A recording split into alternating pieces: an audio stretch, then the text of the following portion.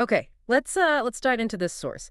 It's describing a resource for beginner English learners. Yeah. And it's really specific, focusing just on those, airport interactions. Yeah, which can be pretty intimidating if you're just starting out. Think Hmm. about landing, finding check-in. Totally. High pressure. Yeah, So this resource zooms in on that. exactly. And our goal here is to sort of unpack how it does that, what's the approach. We Mhm. want to look at the language, the vocabulary, sure, but also the teaching methods described. How it tries to build that practical confidence for travel. Precisely. And the source description sets up this specific scenario, right? A passenger checking in, asking for directions to the gate. hmm It even gives them names: Alex the traveler, Sarah the airline staff. It makes it concrete. Yeah, less abstract. So what does the description say happens in that core conversation? Check-in, basically. Yeah, the basics. Asking about the flight, showing your passport, getting the gate number confirmed. Right. And then the second part, asking how to get there. Where's security, your way to the gate. Yeah. It sticks to that essential flow. Right, the critical path through the airport check-in process, and it obviously needs specific language for that. Exactly. The description mentions the vocabulary it focuses on.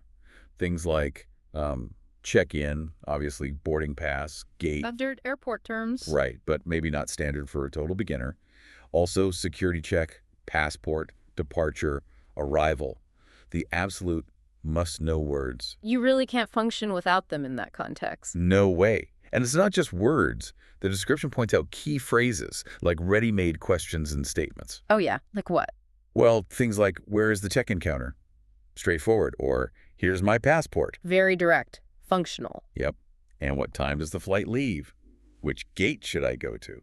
Yeah. Really practical tools for getting the information you need. And I saw the description mentions politeness too. That seems important. Crucial, I think. It highlights using, to get attention. Good one. And thank you very much. Naturally, even the closing. Have a nice flight. Mm-hmm. It's teaching the whole interaction, not just the transaction. Right. The social lubricant kind of makes it less stressful. Definitely. So that's the what. But how does the resource actually teach this, according to the description? It mentions clear, slow narration. That makes sense for beginners. Standard practice, yeah. Yeah. Easier to process. Yeah. And pauses, letting the information sink in. Repetition too, it says, repeating the key words and phrases. And keeping sentences simple. Mostly present tense, easy structures. It's all about reducing that cognitive load for the learner. Making it digestible. But it's not just listening, right?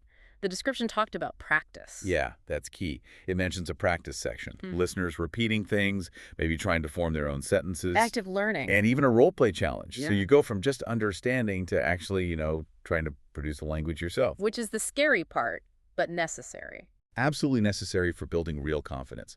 So thinking about this for you, the listener, what's the value here? Well, seeing this breakdown shows a very focused way to learn, tackling one specific tricky situation, the airport. Right. It demonstrates a method. Identify the essential language for that situation. Provide clear examples, use accessible teaching techniques, and include active practice. It's a blueprint almost for learning language for a specific purpose, not just airports, but any functional context. It really is. It shows how mastering even one practical scenario like this, it can be a huge confidence booster. Yeah, a really powerful entry point. So here's something to think about. What if you applied this targeted approach yourself? Pick one specific, maybe slightly intimidating situation you face or might face. Okay. And really zero in on mastering the language just for that. Could tackling that one scenario unlock a surprising amount of confidence, maybe more than you'd expect, that carries over into other interactions, beyond just that one situation? That's interesting, the ripple effect of mastering one small important thing. Exactly. Something to consider.